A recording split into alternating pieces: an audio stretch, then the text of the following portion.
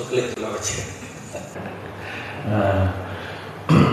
Alhamdulillah, syukur pada Allah Subhanahu wa taala kerana Allah memberikan kesempatan pada malam ini. Setelah banyak bulan saya tak dapat hadir. Habis je PKP itu dah terus terbang dia, turun naik ke Mekah terutamanya lah. Jadi saya beritahu pada saudara Yusri, kita mulakan balik sebab saya jangkakan time ni time yang tak terlalu sibuk. Jadi ada insya-Allah beberapa kali itu kita dapatlah mengambil peluang sama-sama bersempena. Ini bulan Safar, bulan depan ni bulan Rabiul Awal. Jadi kita nak sama-sama menghayati apa yang disebutkan sebagai Rabiul Awal, bulan kelahiran baginda Rasul sallallahu alaihi wasallam. Jadi hari ini 22 Safar. Jadi kita mengambil semangat itu dan mengambil sempena itu supaya kita sama-sama dapat menghayati baginda, kehidupan baginda Rasul, sifat baginda Rasul sallallahu alaihi wasallam, rupa parasnya, tabiat Nabi, akhlaknya dan sebagainya. Itu tanda cinta kita. Sebab itu kalau kita perhati bagaimana ayat yang dibacakan oleh anak anda saya tadi, Abdul Fattah, dia baca doa yang dibacakan oleh Nabi Allah Ibrahim alaihissalam untuk anaknya Ismail dan juga cucu cicitnya sehinggalah Nabi kita Muhammad sallallahu alaihi wasallam, sehinggalah kita. Apa doa tu? Doa ni tuan-tuan amalkan. Saya percaya sebahagian ibu ayah. Surah Ibrahim juzuk ke-14. Kita baca sama-sama. Rabbi ja'alni muqimas salati wa min dzurriyyati Rabbana wa taqabbal du'a. Wahai Tuhanku, kau jadikanlah diriku dan juga zuriatku orang yang mendirikan salat. Wahai Tuhan, terimalah doa.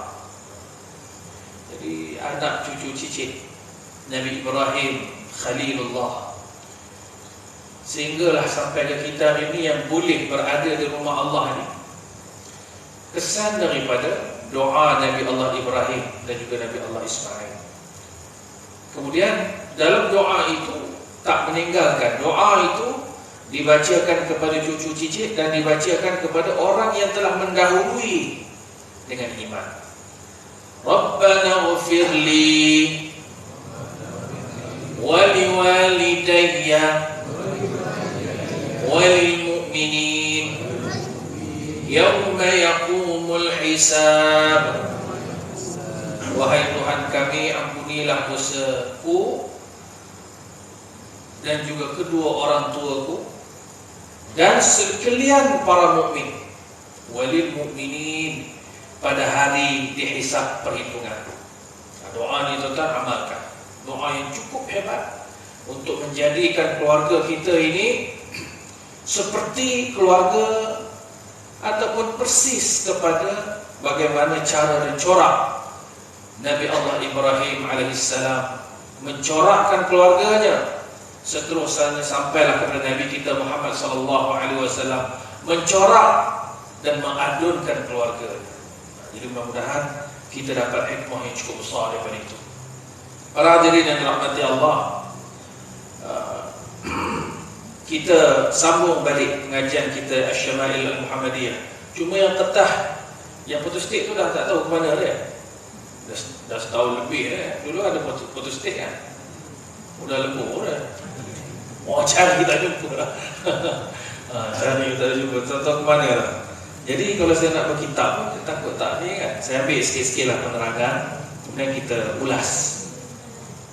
Saya suka juga untuk tuan-tuan nanti di akhir pada kuliah ini, kalau ada soalan tuan-tuan boleh tanya. Saya suka juga ada soalan-soalan. sebab kita nak sama-sama menghayati dan bermuzakarah dan mengingatkan rasa cinta, menimbulkan rasa cinta kita kepada junjungan besar baginda Nabi sallallahu alaihi wasallam. Mesti tinggi nilai cinta kita itu. Kalau tidaklah seperti yang diungkapkan Rasulullah dalam mengenangmu kami susuli lembaran sirahmu, pahit getir perjuanganmu membawa cahaya kebenaran. Nabi kita bawa cahaya kebenaran.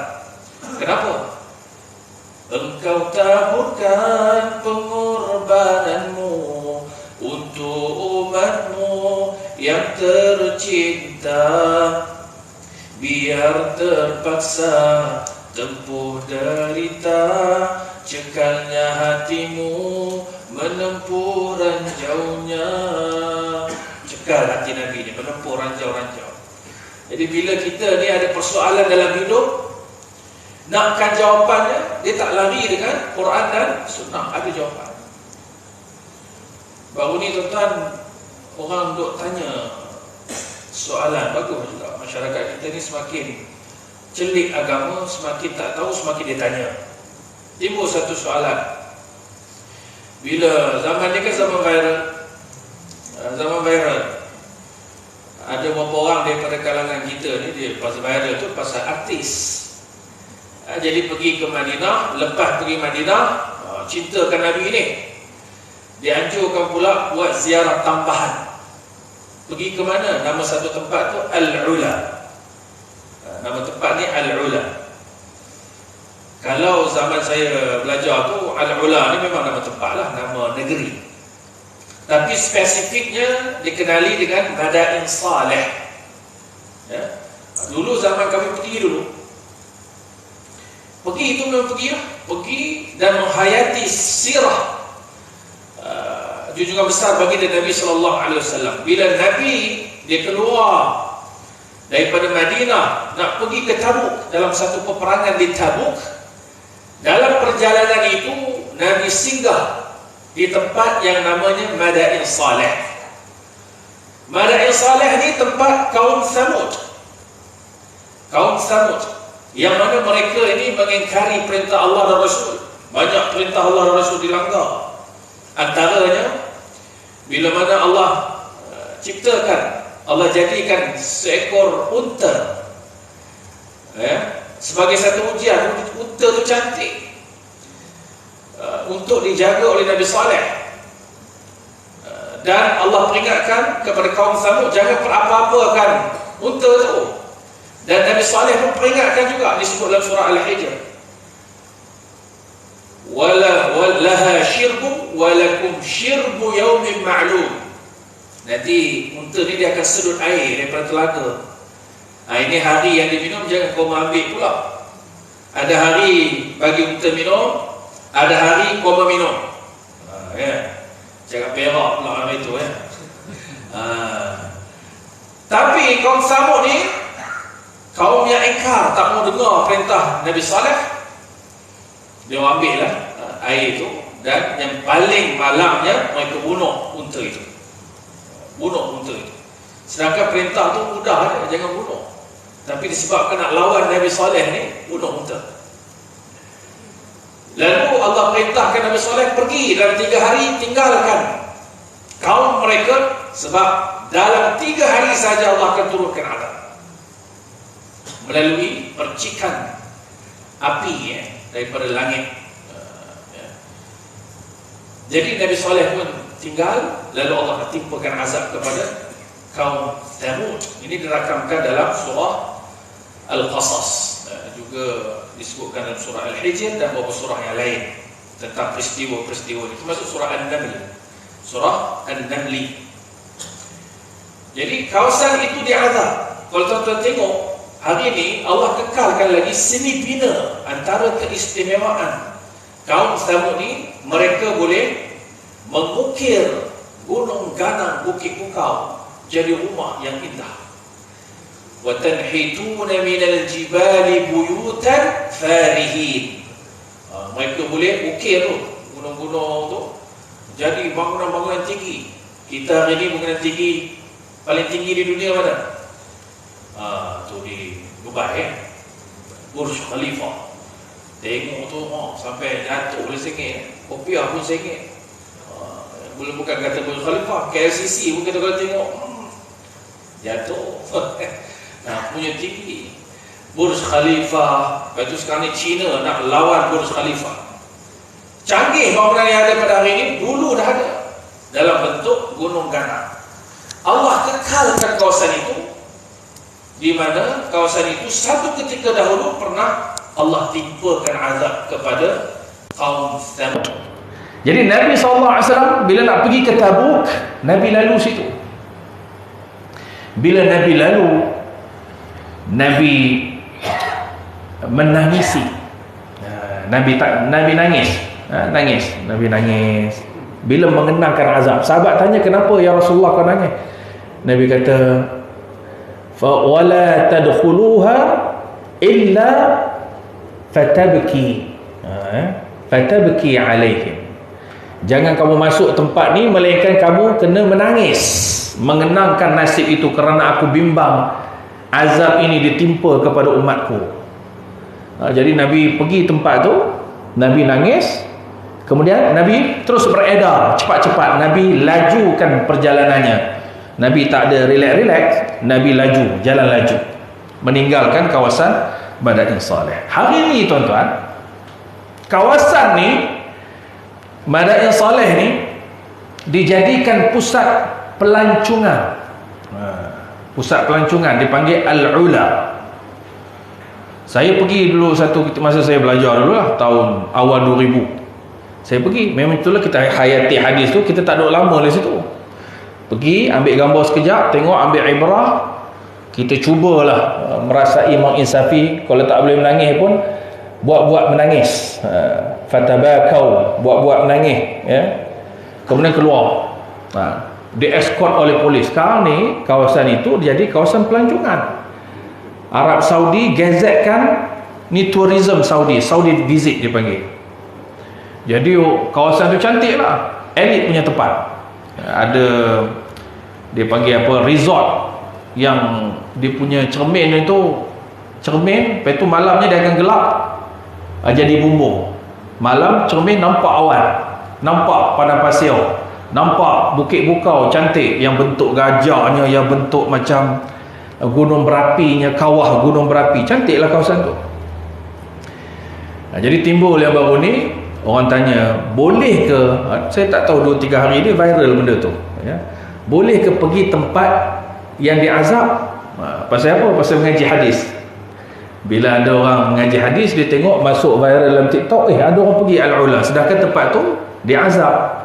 Jadi mulalah orang bertanya soal tentang hukum itu. Boleh tak pergi ke tempat di mana kaum yang diazab? Bukan Madain Saleh saja. Banyak tak tempat dunia ni tuan-tuan, Bani Israel dulu mereka diazab, banyak. Kalau tuan-tuan ke Jordan, mana?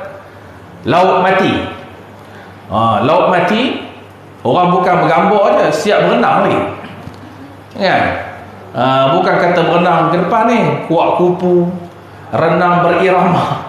Itu di Laut Mati tu. Sedangkan kita tahu sirahnya, Allah terbalikkan bumi kerana kaum Lut, ya, kaum Lut. Apa kesalahan mereka? Suka laki sama laki, suka perempuan sama perempuan, yang transgender pun ada, yang biseksual pun ada, tapi yang ketara disebutkan dalam Quran adalah gay. Lalu Allah terbalikkan bumi, termasuklah laut-lautannya. Allah timpakan azab daripada langit.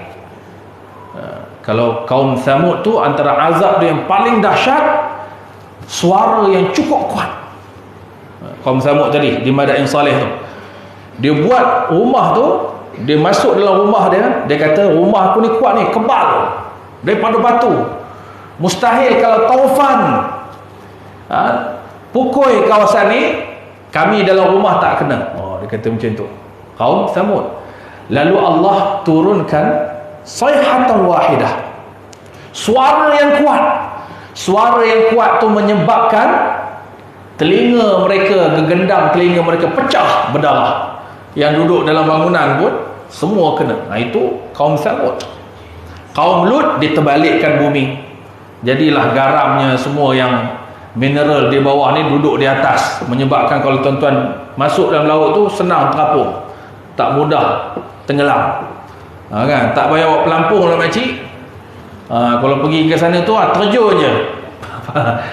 Tak payah dah terlampau pelampung punya. Jadi boleh tak kita nak berekreasi tempat yang begitu?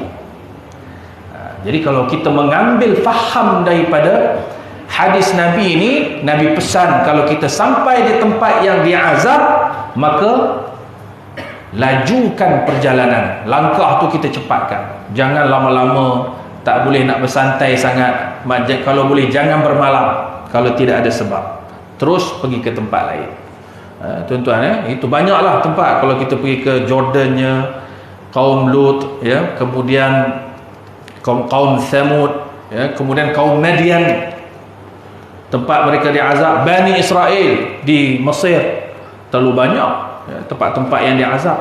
Jadi kalau kita faham hadis ini, kita tidak akan berseronok lah, ya. Itulah jawapan kepada tadi. Bila tadi tanya hukum, boleh tak boleh? Hukumnya harus. Pergi tempat-tempat macam ni harus pergi. Jaiz, harus. Tapi bukan bersantai. Kalau santai takut jatuh kepada makruh tahrim, makruh kemudian dekat dengan hukum haram. Ini menjawab jawapan.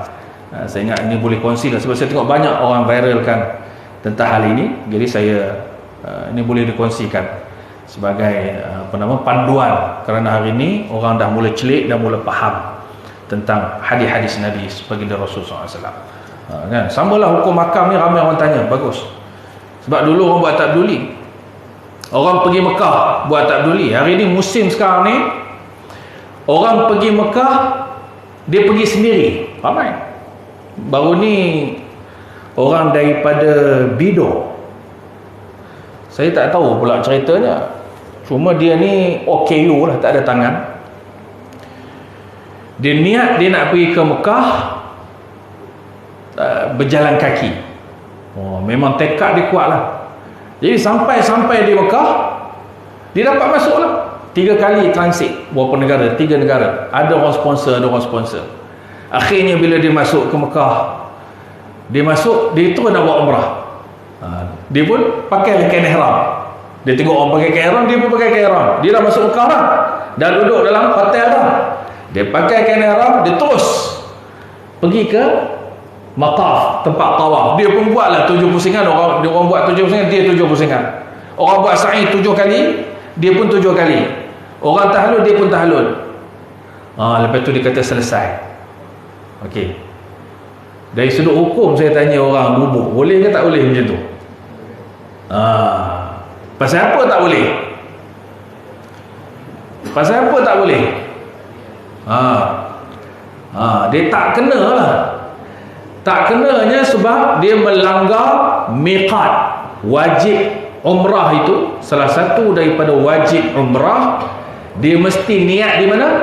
Di miqat. Kalau kita naik kapal terbang daripada KLIA, sebelum sampai Jeddah tu, niat atas kapal terbang di Qarnul Manazil. Kalau daripada Madinah nak masuk Mekah, mesti niat di Bir Ali. Jadi dia ada miqat, bukan main suka hati je masuk. Dan inilah masalah. Saya bukan, itu mungkin satu kes lah, satu kes. Tapi banyak kes hari ni, orang ke Mekah, dia ingat dia melancong. Dia nak pergi sendiri, dia pun pergi lah dalam keadaan yang macam ni tadi. Tak niat ihram dan sebagainya. Bila dia langgar, dia wajib membayar dam. Dia ada hukum dia. Sebab itu bila soalan-soalan sampai, Ustaz, saya jumpa orang buat macam ni, orang buat macam ni. Maknanya masyarakat kita bila ada masalah, dia akan cari apa? Rujukan ni tadi.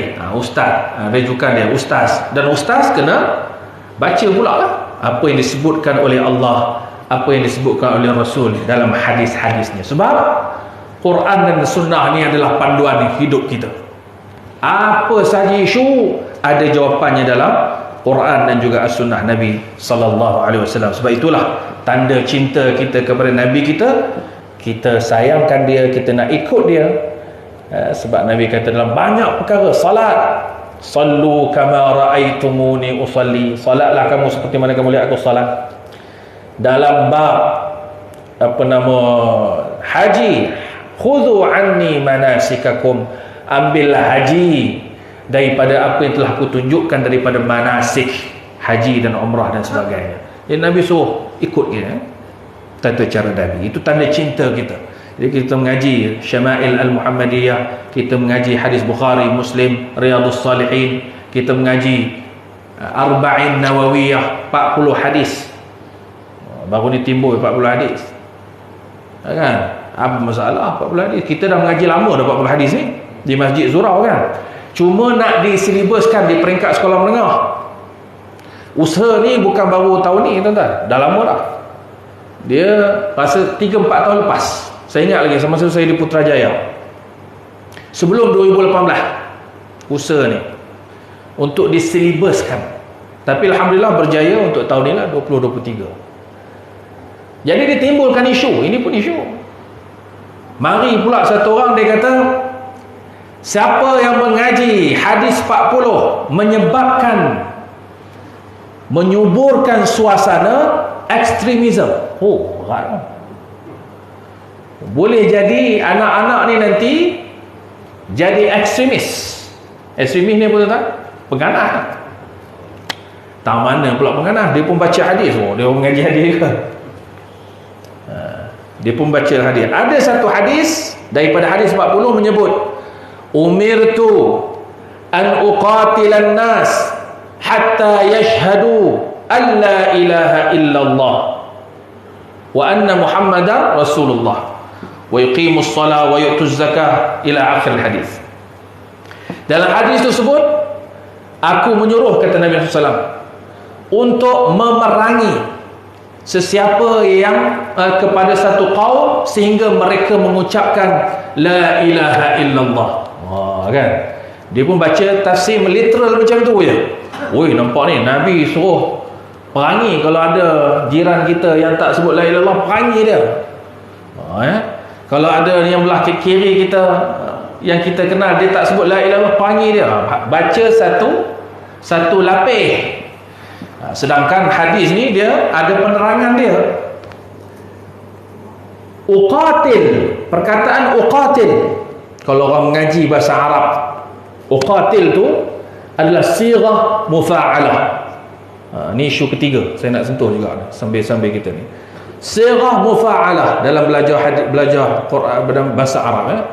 Sirah mufa'alah tu berarti bila ada orang perangi Islam wajib pertahankan. Islam wajib pertahan. Dia bukannya Islam pergi bunuh. Ada orang yang liberalis ni, dia kata bunuh siapa yang tak sebut la ilaha illallah. Salah, bukan bunuh. Bunuh tu aqtul. Kalau uqatil, Islam kena pertahankan. Selama mana dia tu tak menyebut la ilaha illallah Muhammad Rasulullah, kemudian dia perangi Islam. Sebab itu kita tengok dalam mana-mana episod peperangan yang berlaku kepada junjungan besar baginda Nabi sallallahu alaihi wasallam, bukan Nabi saja-saja serang, tak. Tapi orang kufar menyerang Nabi. Peperangan Badar Al-Kubra, peperangan Uhud, peperangan Ahzab, Khandaq, peperangan Tabuk dan macam-macam peperangan yang lain yang dilalui oleh Nabi sallallahu alaihi wasallam, semuanya Nabi berkubu. Tentera-tentera Islam ni jadi pertahanan. Malah kalau bilang tentera Islam sikit lagi berbanding tentera musuh, mana ada ramai. Tak ramai. Jadi Islam bukan membunuh, bukan membunuh terjemahannya, tetapi Islam mempertahankan. 3 persoalan tu tadi. Sebab itu kita mengaji hadis, supaya kita sama-sama menghayati sirah baginda Rasul sallallahu alaihi wasallam. Kita masuk syama'il yang kedua, tanda kenabian Rasulullah sallallahu alaihi wasallam. Dari Sa'id bin Yazid radhiyallahu anhu meriwayatkan, ذهبت بي خالتي إلى النبي صلى الله عليه وسلم فقالت يا رسول الله إن ابن أختي وجع فمسح صلى الله عليه وسلم رأسي ودعا لي بالبركة وتوضأ فشربت من وضوئه وقمت خلف ظهري فنظرت إلى الخاتم بين كتفيه فإذا هو مثل زر الحجلة.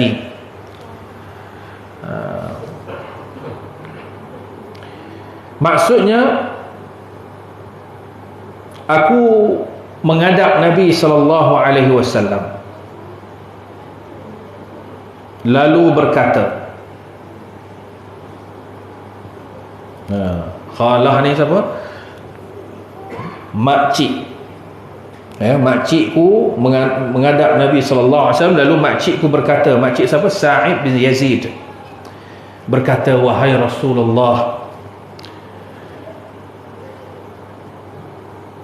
inna ibna ukhti waji'un, anak saudaraku sakit. Anak saudaraku ni sakit. Kemudian apa Nabi buat? Maka Nabi pun mengusap kepalaku, famasaha sallallahu alaihi wasallam ra'si wa da'ali bil barakah. Beliau mengusap kepala dan mendoakan keberkatan untuk saya. Lalu beliau berwuduk, kemudian saya meminum bekas air wuduk beliau. Setelah itu saya berdiri belakang beliau. Seketika saya melihat tanda kenabian di antara kedua pundak baginda Nabi, di antara dua bahu Nabi SAW, bentuknya seperti kancing tirai. Hadis ini nak bercerita tentang rupa paras Nabi. Bahu Nabi ni lebar. Dekat tengah ni ada apa? Tanda kelahiran dia. Dia kata tandanya seperti kancing tirai. Kancing tirai macam mana Allah Alam.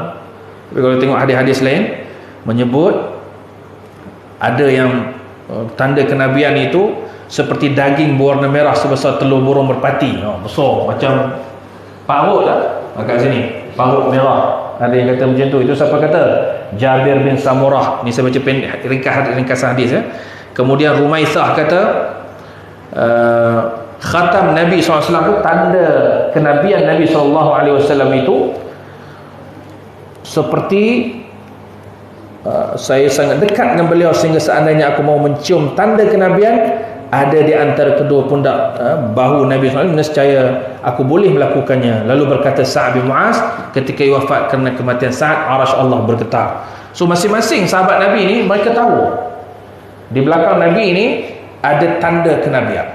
Jabir bin Samurah, Rumaisah, Ibrahim bin Muhammad, kemudian Abu Zaid Amr al-Khattab al-Ansari, semua mereka tahu. Kata Zaid Amr al-Khattab, belakang Nabi ini tempat ada bulu-bulu, ada apa nama, paut, macam paut tu, kemudian ada bulu, badan Nabi bulu lah ya. Sya'ratun mujtami'at, seketika jari jemarinya saya menyentuh tanda kenabian. Ilba bertanya, seperti apa tanda kenabian itu? Kata Abu Zaid menjawab, gumpalan rambut. Ini pada badan Nabi SAW. Tanda kenabian ini juga bukan hanya disedari oleh para sahabat, juga diketahui oleh Bani Israel. Mereka yang beriman dengan kitab sebelum daripada Quran, mereka dah baca dah akan datangnya Nabi daripada bangsa Arab, dan dia di belakangnya, di pundaknya ada tanda kenabian. Jadi Bani Israel tahu, orang yang beriman dengan kitab Taurat Injil pun tahu. Jadi itu satu sifat kepada badan baginda Rasul sallallahu alaihi wasallam.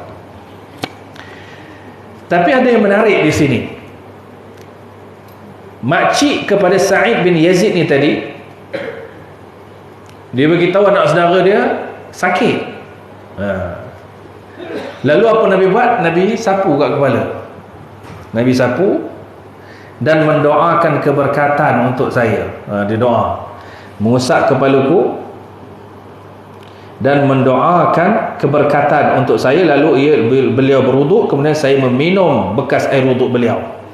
Nabi wuduk, Ada sahabat ni tadi pergi ambil air wuduk Nabi SAW dan dia minum. Ini barakahnya Nabi.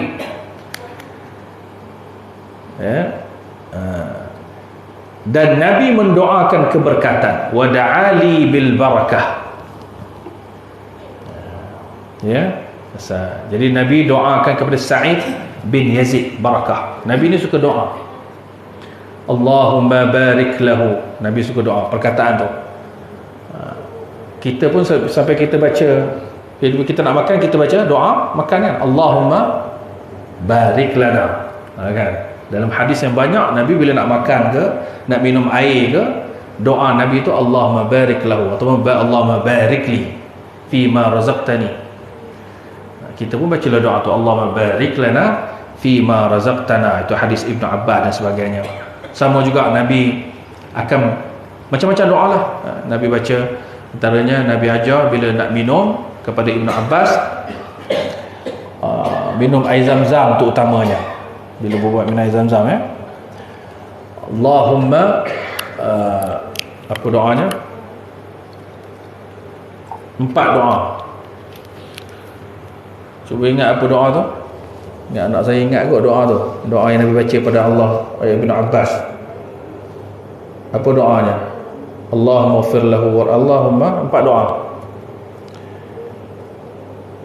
Ya Allah, kau berkatilah, ya Allah, barik lahu,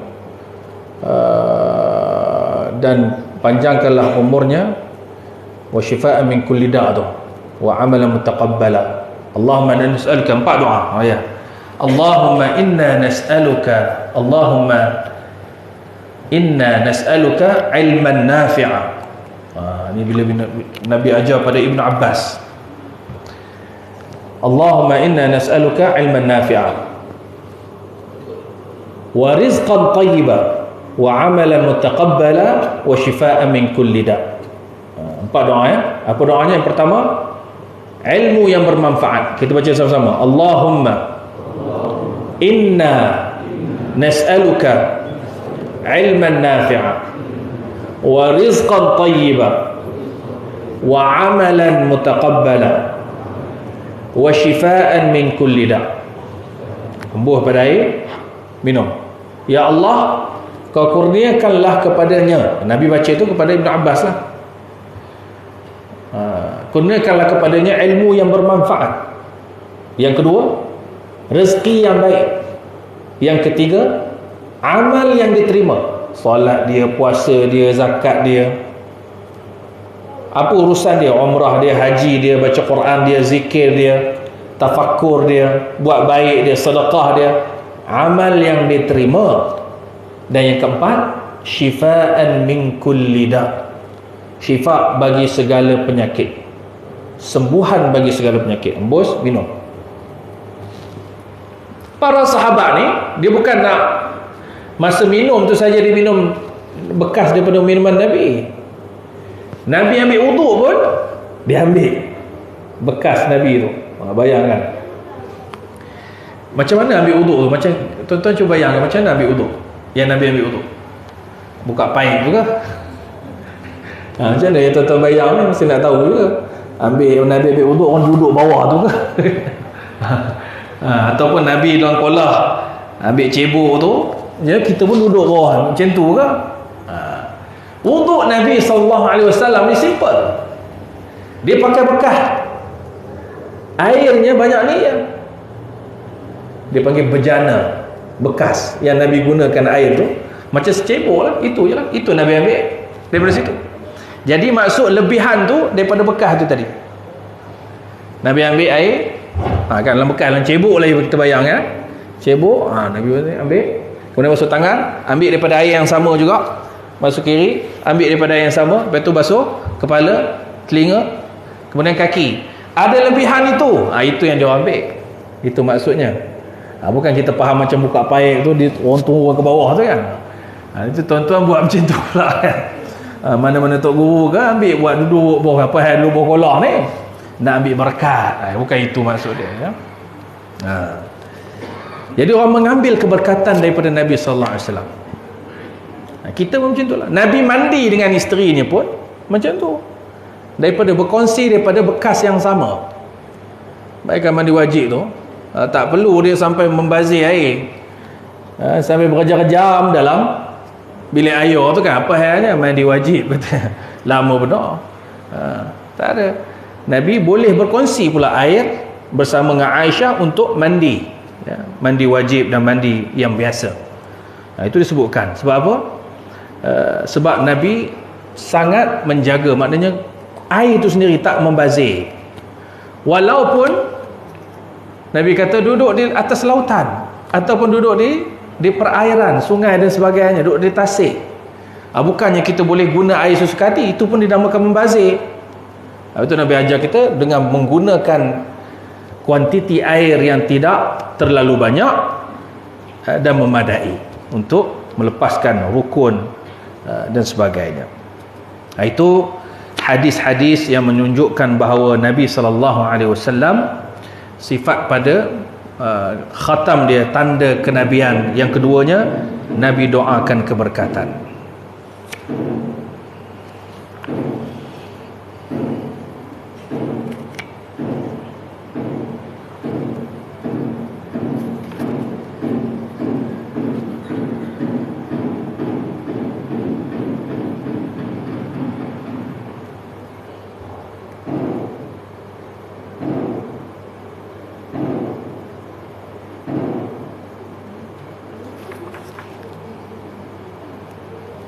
Kita azan dulu azan tu tak ada azan. Tapi saya rasa azan pun tak apa, Muzi boleh azan kot, ambil sunnah. Kan saya berhenti ni lah soalan.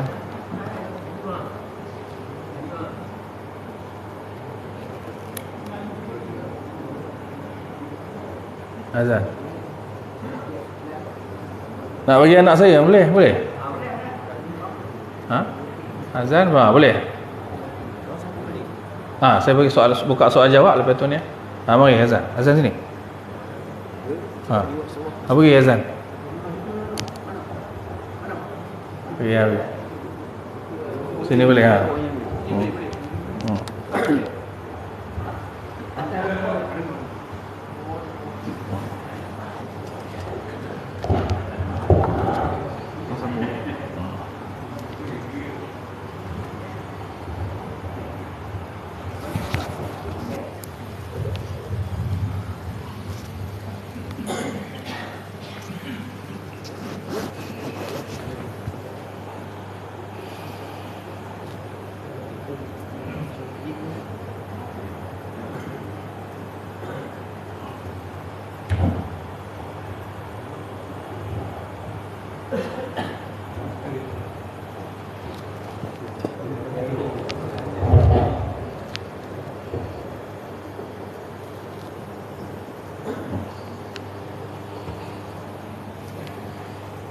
Allahu Akbar, Allahu Akbar,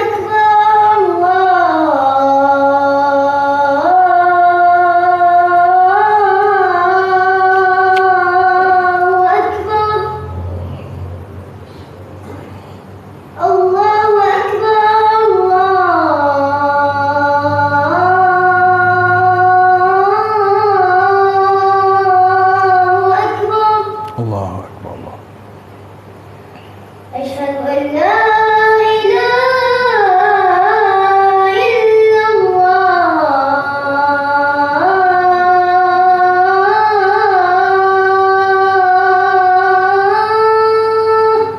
Asyhadu an la ilaha illallah. Asyhadu an la ilaha illallah.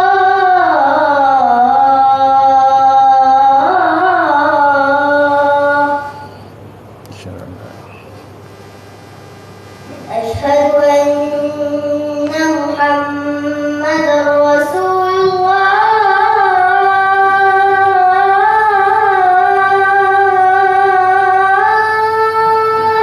Asyhadu anna Muhammadar Rasulullah. Asyhadu anna Muhammadar Rasulullah.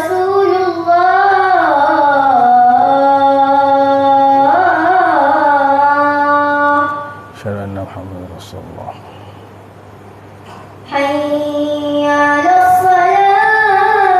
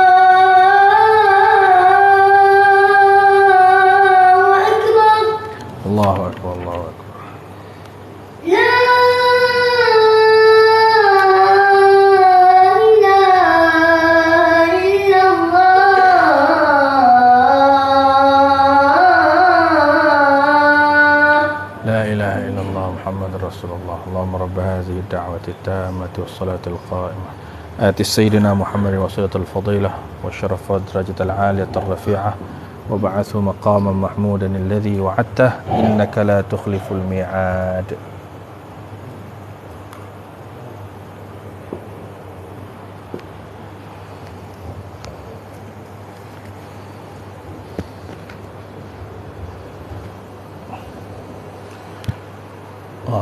Bila azan ramai budak-budak datang. Bawa geng datang.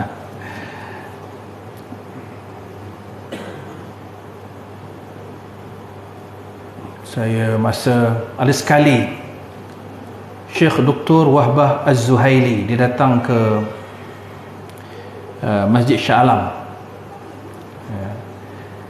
Dia datang Masjid Shah Alam waktu itu lepas macam ni lah, tengah azan. Jadi dia agaknya dia perhati jemaah. Kebanyakan kita antara sunnah yang kita tinggalkan bila Bilal mengatakan Allahu Akbar, kita jawab Allahu Akbar, Allahu Akbar. Kan? Sepatut jawab apa? Allahu Akbar, Allahu Akbar. Asyhadu an la ilaha illallah. Jawab asyhadu an la ilaha illallah. Asyhadu an la ilaha illallah. Jawab asyhadu anna Muhammad Rasulullah. Jawab asyhadu anna Muhammad Rasulullah. Hayya 'alas salah, la haula wala quwwata illa billah. Hayya 'alal falah, la haula wala. Allahu akbar. Jawab. Itu antara sunnah. Sehingga kan kalau kita ada urusan pun, dalam apa jua urusan pun, maka disebut begitu. Kecuali waktu itu kita dalam toilet, ataupun kita tak mengizinkan kita untuk menyebut pada waktu itu tak sesuai, maka boleh dijawab bila selepas daripada kita selesai azan tadi, boleh jawab. Tuan-tuan katalah tengah sibuk dalam toilet ke apa tadi, keluar, kita boleh jawab lepas itu Allahu Akbar, Allahu Akbar, asyhadu an la ilaha illallah, asyhadu anna Muhammad Rasulullah.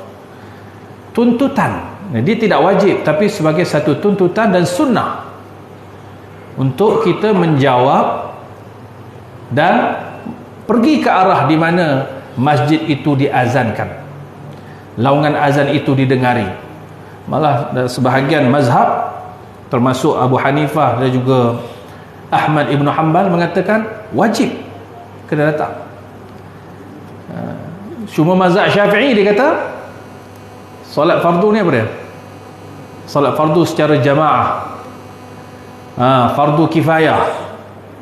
Orang Melayu sebut fardu kifayah tu ada 2-3 orang buat, yang lain tak payah lah. Itu terjemahan orang Melayu.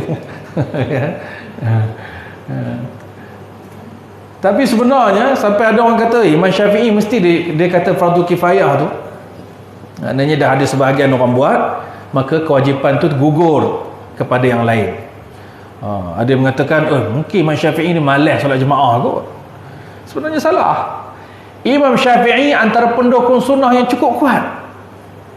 Dia menjaga solat jemaahnya, walaupun dia mengatakan hukumnya fardu kifayah, bukan ain, bukan fardu ain pada setiap orang, tapi dialah orang yang paling kuat melakukan ataupun menunaikan solat fardu secara jemaah. Diikuti oleh imam-imam mazhab yang lain. Kalau Hambali itu bahkan pasal dia sendiri kata bila dengar azan wajib pergi ke situ bagi lelaki. Ahmad Ibn Hanbal kalau tu pergi di Mekah ataupun negara-negara Arab ni memang penuh lah solat fardu ni penuh, zuhurnya subuhnya penuh, ya. Pasal mereka menganggap itu aini.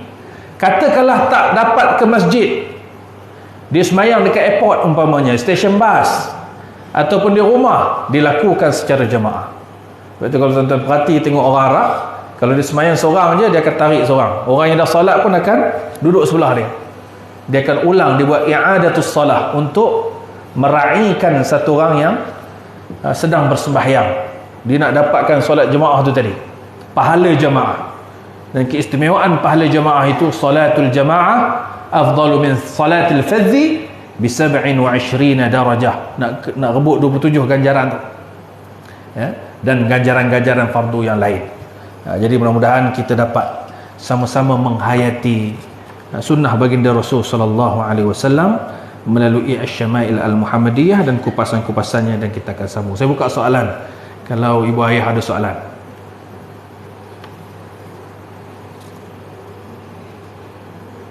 Nampak gayanya semua clear tu, faham tu ya.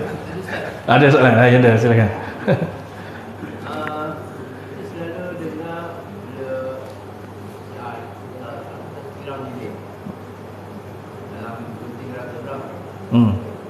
Zaman Nabi kita kira mungkin beribu lah. Jadi apa teknologi yang Nabi sampaikan boleh bebas semua Okey. Bagaimanakah teknik Nabi menyampaikan? Pertama, selalunya sahabat-sahabat Nabi ni akan keliling Nabi. Mereka akan bersama dengan Nabi tu berlutut, seolah-olah berlutut. Lutut bertemu dengan lutut. Seperti mana Nabi dengan Jibril alaihissalam. Begitu juga Nabi dengan para sahabat ni, bila Nabi nak sampaikan hadis, mereka ni dekat dengan Nabi, itu maksud dia.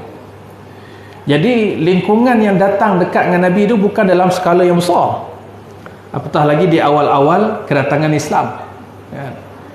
Maknanya semua dekat-dekat je. Dia tak ada sampai ribu di peringkat awal, di Makkiyah ataupun awal zaman ketika Nabi berhijrah. Bukannya ramai macam tu maknanya sikit-sikit yang dekat dengan Nabi. Bila yang ramai ni? Salat. Ketika salat, daripada awal hijrah Rasul sallallahu alaihi wasallam sehinggalah zaman Abu Bakar, Umar, sehingga Uthman. Waktu itu bila Nabi mengucapkan satu perkara, maka akan disambut oleh sahabat yang dekat sana untuk sampaikan. Umpamanya takbir, Allahu Akbar, orang belakang sebut Allahu Akbar. Macam tu juga khutbah. Bila Nabi sampai satu perkara, orang belakang tak dengar, orang lain akan tolong saut apa yang Nabi sebut. Tapi secara praktikalnya ianya berlaku kepada Nabi sallallahu alaihi wasallam dalam solat. Yang saut banyak ni dalam solat. Kemudian bacaan Quran ada berlaku sautan. Bacaan yang Nabi sampaikan hadis akan berlaku sautan. Jadi saut itu menyebabkan sahabat-sahabat lain dengar apa yang Nabi sampaikan dan apa yang Nabi tuturkan. Itu satulah saut-saut menyaut. Tapi dalam banyak hal sahabat ni semua duduk dekat dengan Nabi. Zaid bin Harithah menulis Quran, dia dekat dengan Nabi. Uthman bin Affan duduk dekat dengan Nabi. Abu Hurairah yang nak riwayatkan hadis duduk dekat dengan Nabi. Abu Dzar Al-Ghifari ditunggu je. Semua ni tunggu Nabi keluar, apa Nabi buat, dia terus dekat dengan Nabi. So bukanlah Nabi ni berceramah dengan macam kita tengok sekarang ni, orang dah ramai-ramai kan. Pada peringkat awal Islam. Kemudian berlakulah perubahannya daripada zaman ke zaman oleh kerana suara Nabi sendiri. Kalau khutbah Jumaat umpamanya, Nabi akan lontarkan suara itu sehingga didengari satu masjid Nabi. Masjid Nabi pada waktu itu bukanlah masjid Nabi sekarang ni. Kita pergi Madinah kan, tengok masjid Nabi, oi besarnya. Jadi masjid Nabi yang asal adalah Raudah itu. Jadi takat Raudah tu. Raudah tu lebih kurang ni Jadi Nabi baca khutbah dengan suara Nabi tu dengar sampai akhir Raudah. Mana akhir masjid dengar suara Nabi SAW. Tak mustahil lah dengar khutbah. Kerana Nabi bila khutbah digambarkan ihmarra wajhu. Nabi bila tegas satu perkara, merah muka dia. Suara Nabi kuat sehingga gementar dada-dada para sahabat bila mendengar ayat Al-Quran dilontarkan dan ucapan-ucapan disuarakan oleh Nabi SAW. Wallahu a'lam. Ada soalan lain?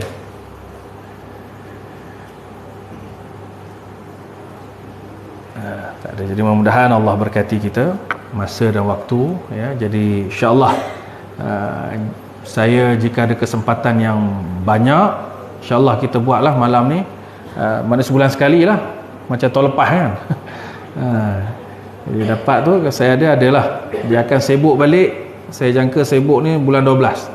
Saya dah cuba kendurkan sikit, tak berulang sampai bulan 11 ke Mekah.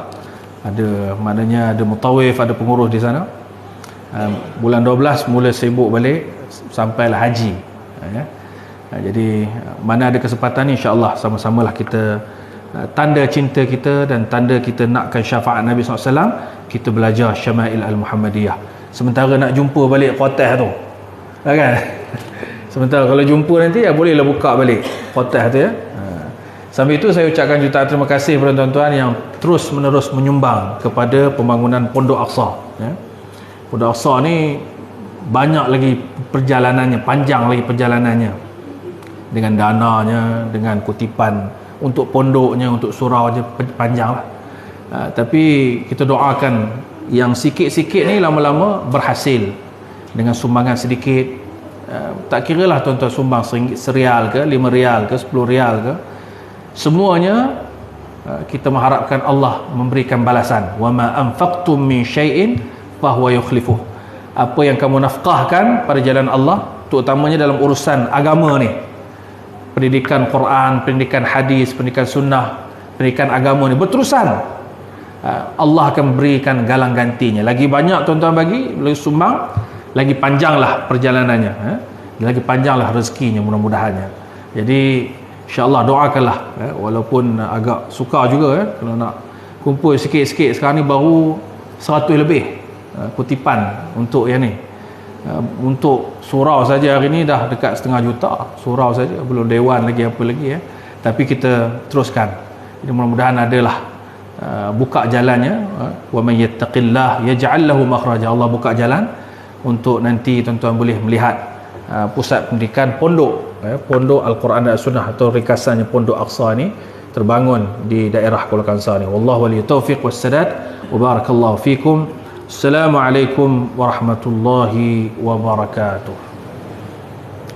Allahumma faqihna fid din wa 'allimna ta'wil wa ahdina siratal mustaqim siratal ladzina an'amta 'alaihim minan nabiyyin was-siddiqin wasyuhada'i was-salihin wa hasuna ulaika rafiqa ya arhamar rahimin. Alhamdulillahirabbil alamin.